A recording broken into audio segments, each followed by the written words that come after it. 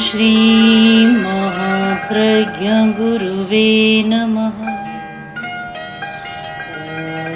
ओम श्री महाप्रज्ञ गुरुवे नमः। नमो अरहंताणं नमो अरहंताणं नमो अरहंताणं। मैं देख रहा हूँ कि भूमि का प्रांगण पुरुषों स्त्रियों से भरा है और आकाश मंडल शब्दों से भर गया। अब अवकाश कहाँ मिलेगा? इतने बोल गए, इतने शब्द आ गए कि पूरा आकाश मंडल भरा हुआ है और आकाशिक रिकॉर्ड में पता नहीं कितने रिकॉर्ड हो गए हैं। अब मैं बोलूं तो शब्द बाहर ही बाहर रहेगा, भीतर तक नहीं पहुंच पाएगा। इसलिए सोच रहा हूं बोलूं, कम बोलूं या नहीं बोलूं। तीनों विकल्प मेरे सामने है, पर बोलना शायद थोड़ा बहुत इसलिए ज़रूरी है कि दो पंक्तियों को देख रहा हूं। एक और पीला रंग दिखाई दे रहा है, एक और प्राय सफ़ेद रंग दिखाई दे रहा है। और ये दोनों रंग, एक पीला रंग जो हमारी बुद्धि को विकसित करता है और एक सफ़ेद रंग हमारी निर्मलता और हमारी भाव शुद्धि को विकसित करता है। और आज समाज को इन दोनों की ज़रूरत है। कोरे बौद्धिक विकास ने बहुत भ्रांतियाँ पैदा की और शायद बहुत समाज, बड़ा समाज भ्रांतियों में पल रहा है। जो अपने आप को बहुत बौद्धिक मानता है, अधिक चिंतनशील मानता है, अधिक व्यवसाय निपुण मानता है, शायद अनेक भ्रांतियों में जी रहा है। इसका कारण कि कोरी बुद्धि काम की नहीं, भाव विशुद्धि और शुद्ध बुद्धि दोनों का योग मिल जाए। हमारे प्रथम आचार्य भिक्षु के सामने एक व्यक्ति आया, बड़ा समझदार था और बोला कि भिखन जी, आप में तो बुद्धि इतनी है कि आप 9 कोटि मारवाड़ के राज्य का संचालन कर सकते हैं। तब आचार्य भिक्षु ने कहा, एकदम सीधा सा उत्तर दिया कि वाह बुद्धि किन कामरी जो पड़िया बांधे कर्म, बुद्धि वाही सराहिए जो सेवे जन धर्म। वह बुद्धि किस काम की? जो बंधन पैदा करती है। आज मैं मानता हूँ समाज में बहुत सारी समस्याएं और बहुत सारे बंधन हमारे बौद्धिक वर्ग ने पैदा किए हैं। अगर बौद्धिक वर्ग इतना विकसित नहीं होता, शायद इतनी समस्याएं नहीं होती। छोटा आदमी छोटी समस्या तो पैदा कर सकता है, पर एक व्यापक समस्या कभी छोटा व्यक्ति नहीं कर सकता। जो अपने आप को काफ़ी दक्ष मानते हैं, निपुण मानते हैं, कुशल मानते हैं और बुद्धिमान मानते हैं और पग पग पर एफिशिएंसी का स्वर उच्चारते हैं, उन लोगों ने शायद समस्याओं का जाल बिछाया है, इतना कभी नहीं देखा। तो आज आवश्यकता है कि बुद्धि और भावना, भाव शुद्धि दोनों का योग कैसे हो। विकास की अनेक अवधारणाएं हैं और हम भी अनेक बार इस विषय पर चर्चा कर चुके हैं।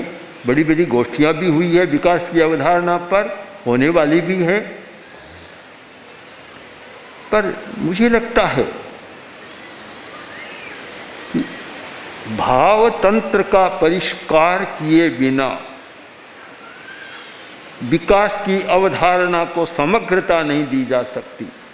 अधूरी बात रह जाती है और अधूरा चित्र कभी काम का नहीं होता। जब तक पूरा चित्र सामने नहीं होता, पूरी बात नहीं कही जा सकती।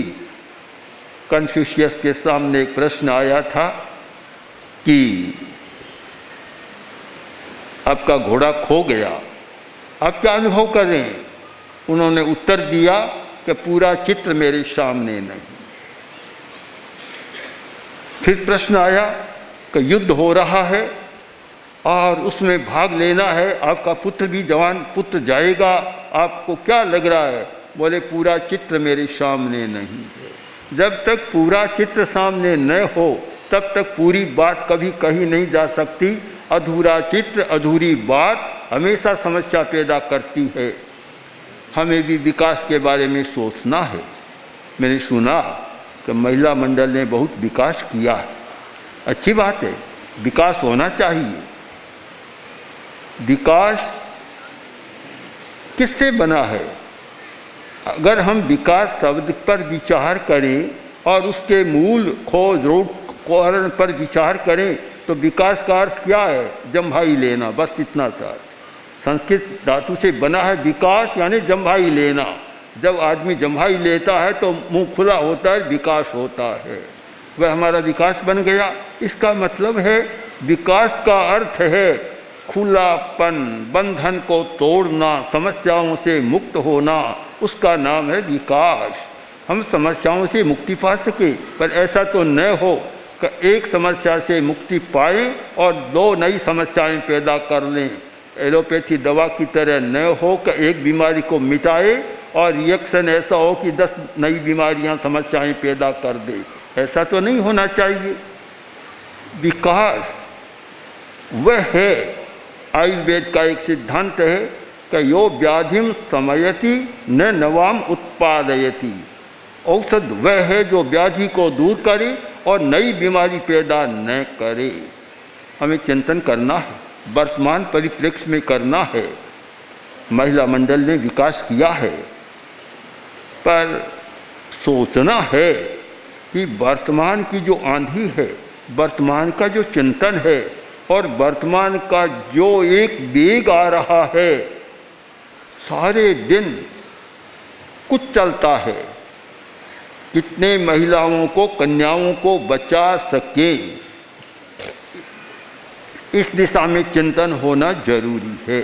इस आंधी से कैसे उबार सके। आज पश्चिम रात्रि को हम लोग बैठे थे और हमारा पश्चिम रात्रि को कुछ चलता है, सब साधु इकट्ठे होते हैं, तो प्रसंग आया कि स्वाध्याय में रमण कौन करता है? 3 बड़ी बाधाएं हैं। एक तो नींद, तो निर्देश दिया गया कि निद्रम न बहुमन्येजा, निद्रा को बहुमान मत दो, नींद लो पर उसको बहुमान मत दो। दूसरा संपहासम विभज्जय, केवल समय मनोरंजन, हंसी मजाक मखौल में न बीते, नहीं तो फिर स्वाध्याय हो नहीं सकता।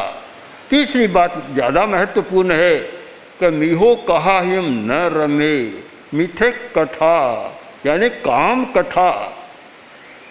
यह ज़्यादा भयंकर बात बनती है जब इसका बाहुल्य होता है और इसमें आदमी लग जाता है तो सब गौण हो जाते हैं। आज तो ऐसा लगता है पूरे समाज का चित्र, मैं भी कहूँ पूरा चित्र तो सामने नहीं है, पर काफ़ी चित्र सामने आ रहा है कि काम कथा में सब कुछ आ जाते हैं। और ज़्यादा जो सेक्सुअल प्रवृत्तियाँ आज जिस प्रकार दिखाई जा रही है और जिस प्रकार समाज में एक नई उत्तेजना पैदा की जा रही है, ये सारा चलता है। तो महिला मंडल का अधिक दायित्व है कि इस राग के साथ, रागात्मक प्रकृति के साथ विराग को कैसे पैदा कर सकें और कैसे विराग का वातावरण बना सकें। मैं मानता हूँ समाज रागात्मक होता है, कभी पूरा वैरागी समाज नहीं बनता, किंतु जब राग और विराग का संतुलन न हो तो अनेक समस्याएं पैदा होती है। और आज ये समस्याएं इतनी बन रही है इसलिए कि हमारे सामने कुछ चित्र आते हैं। भाई आया कि मेरी लड़की किसी के साथ चली गई, ये हो गया, ये हो गया। आए दिन ये समस्याएं आती है। इसका कारण कोरा रागात्मक वातावरण सामने आता है, वैराग्य का आता नहीं है। आज आवश्यकता है कुछ वैराग्य की बात भी आए। आप धर्म को किस रूप में स्वीकार करते हैं मैं नहीं जानता, पर धर्म का एक महत्वपूर्ण अवदान है वैराग्य। ये मैं एक शब्द को बड़ा महत्व देता हूँ, राग और विराग। विराग शब्द नहीं है तो कोरा रागात्मक भाव मनुष्य को अपराध, हिंसा, निम्नता सब में ले जाता है। इसलिए आवश्यक है हम एक संतुलन करें, हमारा विकास संतुलित हो और उस दिशा में हमारा अधिक प्रयत्न चले। विकास की अनेक दिशाएं हो सकती है। बोलना भी कला है, चिंतन करना भी कला है, योजना बनाना भी कला है, कार्य करना भी कला है, सब कला है। पर हम कला की निष्पत्ति को देखें और एक अनुभव की वाणी को याद करें कि धम्म कला सब कलम जीणायि। एक धर्म भी कला है और सबसे बड़ी कला है। उस कला पर भी हम विचार करें। अगर समाज को स्वस्थ रहना है, स्वस्थ वातावरण बनाए रखना है, जिस समाज में अपराध न हो, जिस समाज में ऐसे निम्न कोटि के प्रयोग न हो, प्रयत्न न हो, और जो समाज रुग्ण न हो, जिसका चिंतन भी निम्न कोटि का न हो, जिसकी उदात्त चेतना जागृत रहे, ऐसे समाज का अगर निर्माण करना है और ऐसे समाज में जीना है तो सबको विकास की अवधारणा भी बदलना होगा और नया चिंतन शुरू करना होगा। अधिवेशन एक वर्ष भर की प्रस्तुति है, वर्ष भर का लेखा जोखा है, पर हम नया चिंतन करें कि आगे क्या करना है। अतीत को तो साथ रखना है, वर्तमान में जीना है, किंतु भविष्य को भी देखना है, साथ में लेना कि हमें क्या करना है। अच्छा, तो मानता हूँ कि इस पर और अधिक गंभीर चिंतन हो कि महिलाओं की शक्ति कैसे बढ़े। कल परसों ही बात हो रही थी, अडवाणी आई थी, पूर्णिमा जी अडवाणी आई हुई थी, बात कर रही थी और उन्होंने कहा मम्मी मम्मी।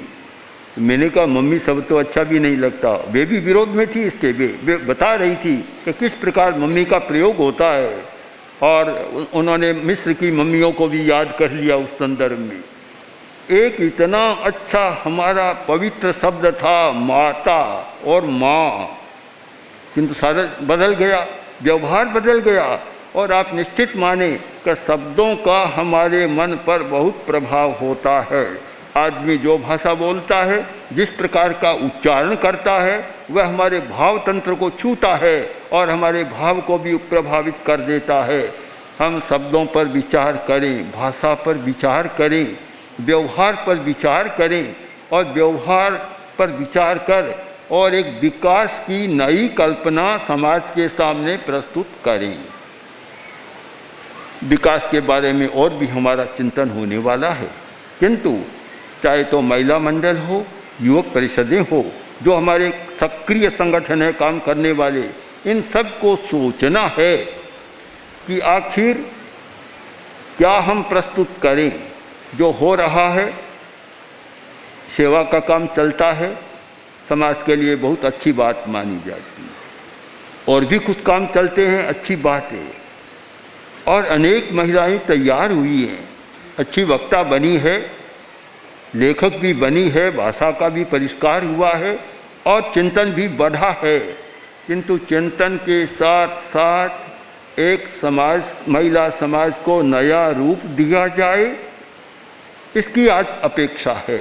और अगर महिला समाज को नया रूप मिलता है तो पुरुष समाज को तो अपने आप मिल जाएगा।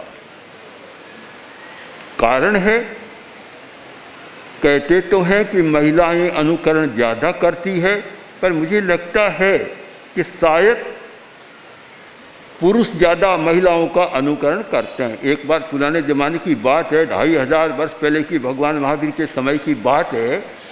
एक विवाद खड़ा हो गया।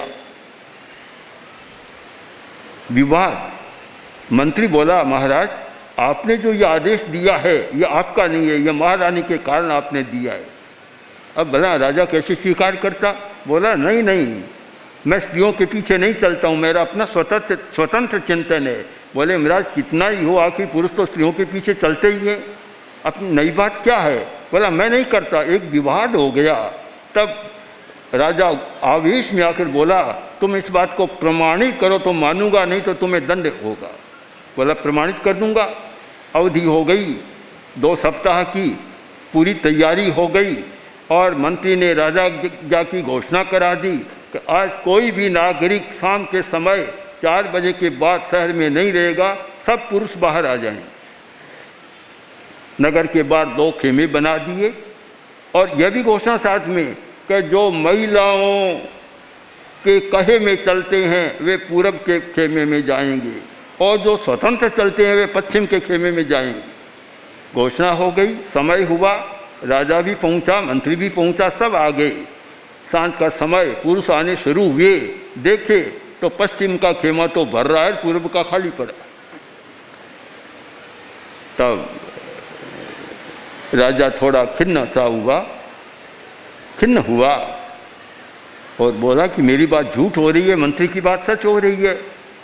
आखिर जब अंतिम पंक्ति में एक व्यक्ति आया और वह उस खेमे में चला गया, पूर्व के खेमे में चला गया, तब राजा वाला, मंत्री तुम्हारी बात सही निकली पर एकदम झूठा तो मैं नहीं हूँ, 100% झूठा नहीं हूँ। एक तो मुझे मिला तो क्या ठहरिए महाराज, बुलाता हूँ। उसको बुलाया और बुलाकर मंत्री ने पूछा, अरे सब लोग तो इधर खड़े, तू अकेला क्यों गया? कि हजूर बात यह है, मैं जब घर से चला तो मेरी पत्नी ने कहा देखो ध्यान रखना, भीड़ भाड़ में मत फंस जाना।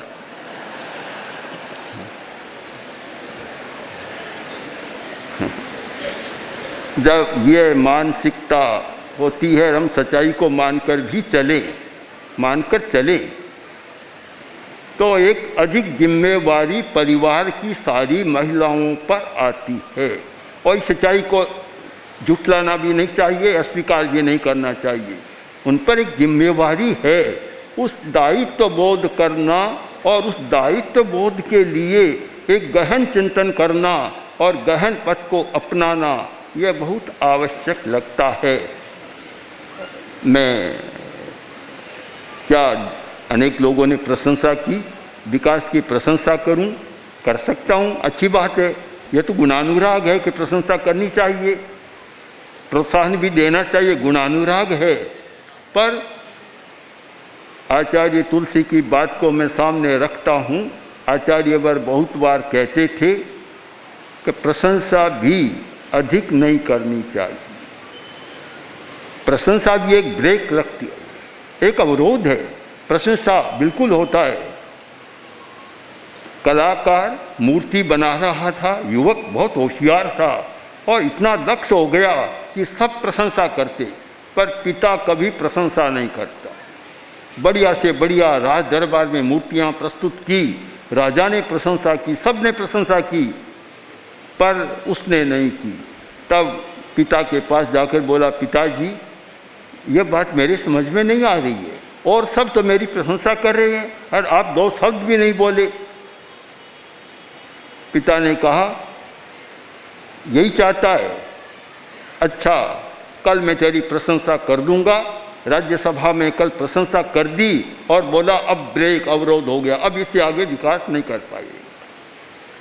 विकास के लिए प्रोत्साहन, प्रशंसा जरूरी है, तो साथ साथ में आत्मालोचन, आत्मनिरीक्षण भी उतना ही जरूरी है कि हम कहाँ तक पहुँचे, आज विकास कहाँ है, कितना विकास दुनिया में हो रहा है और हम किस भूमिका पर है। इन सब बातों की समीक्षा, मीमांसा, निरीक्षण और आलोचन न करें तो बात अधूरी रह जाती है। इसलिए आवश्यक है कि एक और हमारा विकास के लिए सेवा सहयोग भाव और सेवा सहयोग के लिए प्रोत्साहन और प्रोत्साहन के लिए गुणानुराग, एक पूरी प्रक्रिया चले। किंतु दूसरी ओर हमारा दूसरा पक्ष भी है। मैं बहुत बार कहता हूँ कि मेरे सामने जब पुरुष और स्त्री का प्रश्न आता है और मैं देखता हूँ तो मुझे कोई भी पुरुष 100% पुरुष दिखाई नहीं देता। 50% या 60% कोई पुरुष हो सकता है, और कोई भी महिला 100% महिला नहीं होती। चाहे हम शरीर शास्त्र की दृष्टि से देखें, शरीर रचना की दृष्टि से देखें, चाहे ज्योतिष की दृष्टि से देखें और चाहे योग विद्या की दृष्टि से देखें, हमारे दोनों ऐसे जुड़े हुए हैं, एक दायां भाग और एक बायां भाग। ये 2 भाग ही क्यों हमारे शरीर के, हमारी नाड़ी तंत्र के भी 2 भाग हैं। एक अनुकंपी है, एक परानुकंपी है, तो एक गर्म है, एक ठंडा है। दोनों तरह के 2 भाग हैं। तो एकांततः किसी को कुछ कहना कठिन है, पर अपेक्षा यह है और अपेक्षा यह लग रही है, जो कि आज धुंधली होती जा रही है, कि स्त्रियों का मुंह पुरुषों की ओर हो गया। वे चाहती हैं कि पुरुषों की होड़ करें, उनके साथ चलें, और मैं तो उल्टा कहना चाहता हूँ कि पुरुषों को स्त्रियों की ओर जाना चाहिए। उल्टा हो गया। आज माँ का मातृत्व, वात्सल्य, करुणा जो होनी चाहिए कहाँ दिखाई देती है। जब जब मैं सुनता हूँ कि दहेज के प्रसंग को लेकर और सास ने बहू को जला दिया, अत्यंत पीड़ा होती है कि भला सास स्त्री कैसे कर सकती है, स्त्री अपने स्त्री के साथ ऐसा व्यवहार कैसे कर सकती है। पर हम इस सच्चाई को, कटु सत्य को नहीं भुलाना चाहिए कि स्त्रियां भी बहुत सारी स्त्रियों के साथ अतिक्रमण और अत्याचार करती है। अगर स्त्रियां न करें तो समस्या बदल जाए।